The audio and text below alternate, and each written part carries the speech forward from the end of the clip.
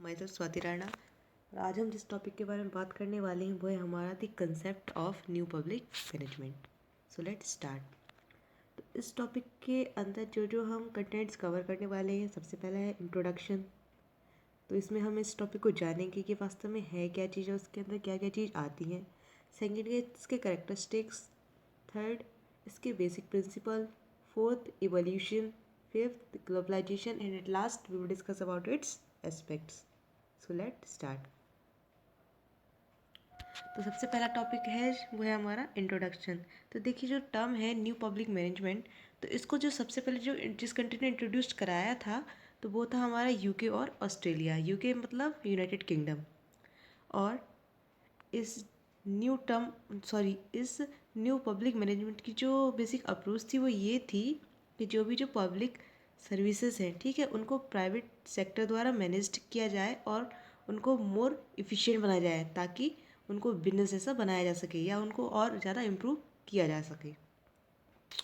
और दूसरा ये भी है कि जो टर्म है न्यू पब्लिक मैनेजमेंट, ये पिछले 20 सालों में पब्लिक की जो पॉलिसीज़ हैं, ठीक है, उनको इम्प्रूव करने के लिए क्या क्या डिसीज़न लिए गए थे और उनको इम्प्रूव करने के लिए क्या क्या और डिसीज़न लेने हैं, तो उनको कैसे मैनेज करना है, ये आइडिया भी एक्सप्रेस करता है। तो और next topic is it's characteristics. तो देखिए जो एनपीएम की कुछ करेक्टरिस्टिक्स हैं वो क्या क्या है।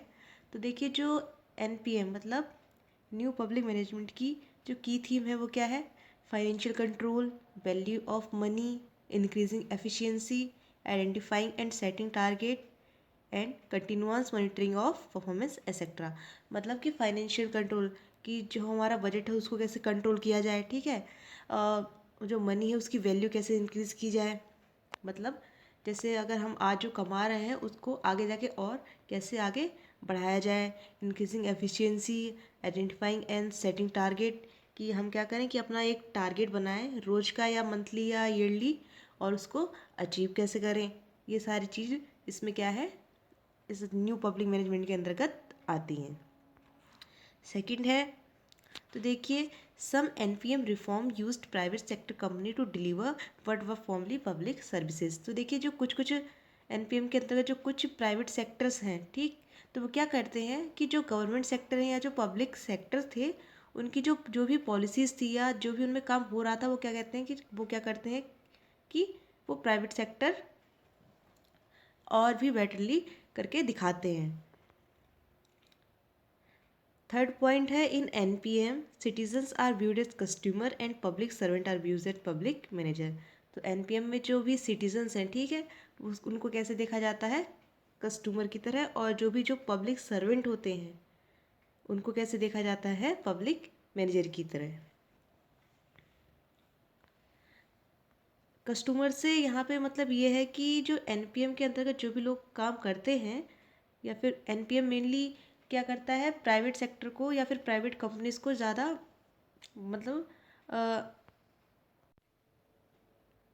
देखिए एनपीएम जो है वो प्राइवेट सेक्टर को ज़्यादा बढ़ावा देता है और उसका मोटो यही रहता है कि जो भी उसके जो कस्टमर्स हैं वो उनकी नीड को वो क्या करे, पूरा करे, ठीक है, और अपने कस्टमर को सेटिस्फाइड करे। और साथ ही साथ जो प्राइवेट सेक्टर की जो कुछ कुछ पॉलिसीज़ होती हैं उनका ये भी प्रयास रहता है कि वो पॉलिसी कहीं ना कहीं जो पब्लिक सेक्टर है उन पे भी या फिर जो पब्लिक एडमिनिस्ट्रेशन है उस पे भी अप्लाई हों। Our last topic is NPM reform use approaches such as disaggregation, customer satisfaction। तो देखिए लास्ट टॉपिक में यही है कि एनपीएम की जो बेसिक अप्रोच रहती है वो यही रहती है कि वो अपने कस्टमर को सेटिस्फाइड करे, ठीक है, अपने कस्टमर को जो क्या दे, सारी मतलब ऐसी सर्विसेज दे जो उनको क्या करे, सेटिस्फाइड करें, ठीक। इनोवेशन मतलब क्या होता है कि इनोवेशन मतलब होता है कि नए नए तौर तरीके अपनाएं। तो एनपीएम का यही बेसिक अप्रोच रहती है कि वो अपने कस्टमर की नीड्स को सेटिस्फाइड करे और अपनी कस्टमर की जो भी सर्विसेज हैं उनको पूरा करने के लिए अपने सारे एफर्ट्स लगा दे। तो next topic is it's basic principle, ठीक है। तो जो एनपीएम के जो कुछ बेसिक प्रिंसिपल्स हैं वो क्रिस्टोफर हुड के द्वारा इन 1991 में दिए गए थे। क्रिस्टोफर हुड ही वो इंसान है जिन्होंने द न्यू पब्लिक मैनेजमेंट जो टर्म है उसको इन्वेंट किया था, और इनको फादर ऑफ एनपीएम भी जाना जाता है। तो इन्होंने 7 बेसिक प्रिंसिपल दिए थे जो कुछ इस तरीके से हैं। सबसे पहला है मैनेजमेंट, सेकंड है परफॉर्मेंस स्टैंडर्ड, थर्ड है आउटपुट कंट्रोल, फोर्थ है decentralization, fifth competition, sixth private sector management, और एट लास्ट कॉस्ट रिडक्शन।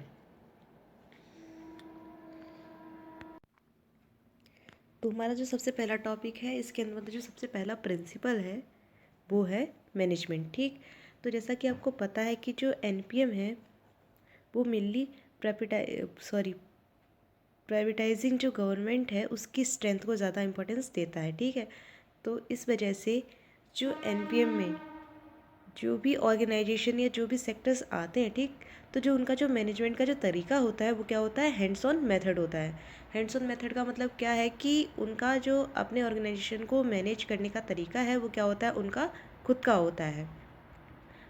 वो किसी और का तरीका नहीं अपनाते, बल्कि वो अपने ऑर्गेनाइजेशन को सही से चलाने के लिए खुद ही अपने मैनेजमेंट के तरीके बनाते हैं।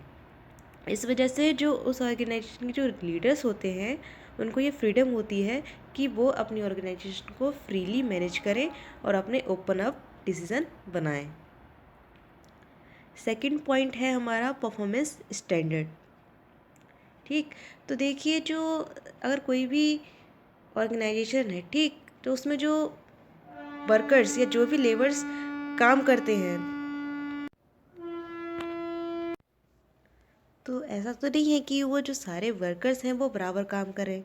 ठीक, तो इस चीज़ को मैनेज करने के लिए एनपीएम की ये स्ट्रेटजी है कि वो क्या करती है, जो भी उनके जो वर्कर्स हैं उनके लिए गोल सेट कर देती है। ठीक है, कि तुम्हें दिन में या मंथली या ईयरली ये जो तुम्हारा टारगेट है इसको अचीव करना है। ठीक, और इसी की बेसिस पे उनको जो क्या है फंडिंग की जाती है।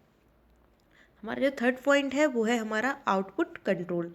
तो आउटपुट कंट्रोल में ये होता है कि अगर कोई भी जो ऑर्गेनाइजेशन है, मतलब कोई भी जो प्राइवेट ऑर्गेनाइजेशन है या कंपनी है, तो जो भी जो प्रोडक्ट है वो प्रोड्यूस करती है, तो उसको आउटसाइड मतलब जो उसका एक्सपोर्ट करने का तरीका है उसको किस तरीके से मैनेज किया जाता है या किस तरीके से मैनेज और किया जाए, उसमें क्या क्या पॉलिसी इंक्लूड की जाए, तो वो सब किस में आती है, आउटपुट कंट्रोल में आती है। फोर्थ पॉइंट है हमारा डिसेंट्रलाइजेशन। ओके, जो फोर्थ पॉइंट है वो क्या है हमारा, डिसेंट्रलाइजेशन। तो इसमें क्या होता है कि जो एनपीएम एडवोकेट्स होते हैं या जो भी एनपीएम लीडर्स होते हैं, ठीक, तो पहले तो वो क्या होते हैं, एक साथ बाउंड अप होते हैं, ठीक, एडमिनिस्ट्रेशन फ्रेमवर्क में, लेकिन बाद में क्या होते हैं, वो डिसेंट्रलाइज्ड हो जाते हैं। ठीक, मतलब कि अपने बिजनेस को एक्सपेंड करने के लिए वो क्या हो जाते हैं, बढ़ जाते हैं, ताकि वो क्या कर सके, जो अडेप्टिबिलिटी है उसको पिकअप कर सके। हमारा जो नेक्स्ट पॉइंट है वो है हमारा कंपटीशन। तो आपको जैसा कि आप सभी को पता ही है कि आजकल जो कंपटीशन है वो काफ़ी ज़्यादा हाई है। मतलब हर कोई जो कंपटीशन की रेस है या फिर किसी भी चीज़ की रेस है वो आगे बढ़ना चाहता है। ठीक, तो इसी तरीके से जो कंपनीज़ हैं उनकी भी ये रेस रहती है कि हम जो दूसरी कंपनी है उससे आगे जाएं और जो हमारा लेवल हो वो उससे अप हो। तो इस चीज़ को भी इसके अंतर्गत ध्यान में रखा जाता है। तो हमारा जो नेक्स्ट टॉपिक है वो है हमारा प्राइवेट सेक्टर मैनेजमेंट। तो देखिए जो हमारा प्राइवेट सेक्टर होता है वो as compare to government sector काफ़ी ज़्यादा लचीला होता है। ठीक है, तो उसको मैनेज करने के लिए प्राइवेट सेक्टर में बहुत सारे जैसे शॉर्ट टर्म लेबर कॉन्ट्रैक्ट्स बनाए जाते हैं या कॉरपोरेट प्लान बनाए जाते हैं या ट्रेड प्लान बनाए जाते हैं, ताकि जो भी वर्कर्स या जो भी लेबर उनके अंदर काम कर रहे हैं उनको सही ढंग से मैनेज किया जा सके। हमारा सबसे जो लास्ट पॉइंट है और सेवन्थ पॉइंट है वो क्या है, कॉस्ट रिडक्शन, जो कि सबसे इम्पॉर्टेंट पॉइंट है या सबसे मोस्ट इफ़ेक्टिव पॉइंट है। क्योंकि एनपीएम में जो तो कॉस्ट रिडक्शन में होता क्या है कि जो कोई भी जो प्रोडक्ट है, ठीक, अगर हम जो उस प्रोडक्ट की जो कीमत है वो क्या होनी चाहिए, लो होनी चाहिए। इससे होगा क्या कि जो भी आपका प्रोडक्ट है उसकी मार्केट में जो मांग होगी वो क्या होगी, ज़्यादा होगी, ठीक। और इसी से आपकी जो कंपनी है या जो भी आपका ऑर्गेनाइजेशन वो और ज़्यादा ग्रो करेगा। तो हमारा जो नेक्स्ट टॉपिक है वो है हमारा इवोल्यूशन। तो जैसा कि आपको पता है कि जो टर्म है न्यू पब्लिक मैनेजमेंट, तो ये जो सबसे पहले जो इसको मतलब इंट्रोड्यूस्ड कराया था वो कौन कौन सी कंट्री थी, यूनाइटेड किंगडम और ऑस्ट्रेलिया। लेकिन यूनाइटेड किंगडम ने किस इंसान ने इसको इंट्रोड्यूस करवाया था, वो थे उस टाइम के यूनाइटेड किंगडम के प्राइम मिनिस्टर मार्गरेट थैचर। तो ये जो टर्म था ये 1980s में कॉइंड किया गया था, ताकि जो भी हमारे जो पब्लिक सर्विसेज है, ठीक, उनको और ज़्यादा इम्प्रूव करके और उनमें जो मैनेजमेंट का तरीका है उसको सही ढंग से अपना के जो हमारी इकोनॉमी है कंट्री की उसको क्या करा जा सके, बूस्ट करा जा सके। और आज के समय में जो ये पॉलिसी है मतलब जो एनपीएम है वो क्या हो गया है, वर्ल्ड वाइड हो गया। मतलब आज के टाइम में जो एनपीएम है वो काफ़ी सारी कंट्रियों में फैल चुका है, या फिर आप कह सकते हो कि लगभग सभी कंट्रियों में फैल चुका है। नेक्स्ट पॉइंट है हमारा वो है हमारा ग्लोबलाइजेशन की। अब जो डिफरेंट डिफरेंट कंट्रीज़ हैं तो उस पर इसका क्या इफ़ेक्ट है।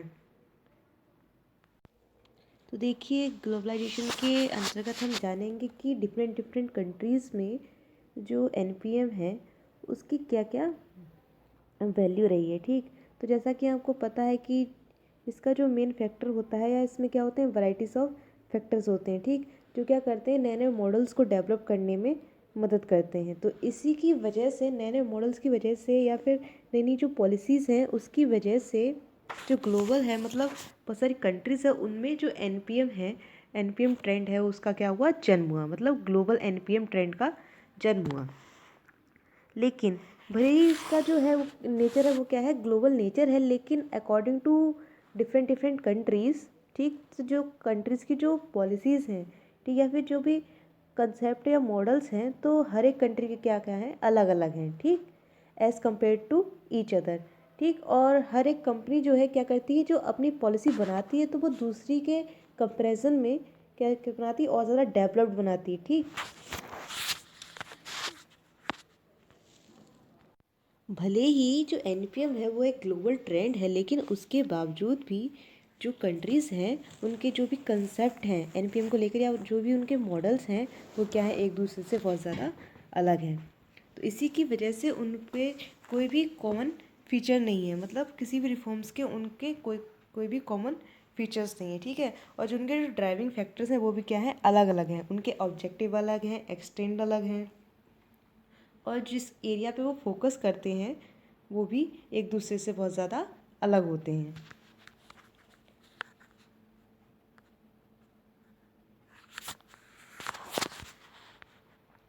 हमारा जो लास्ट टॉपिक है वो क्या है हमारा, इसके एस्पेक्ट्स की। मतलब एस्पेक्ट्स क्या हैं, ठीक। तो 1990s तक जो न्यू पब्लिक मैनेजमेंट है उसको दी gold standard for administrative reforms के लिए एक्सेप्ट कर लिया था, ठीक।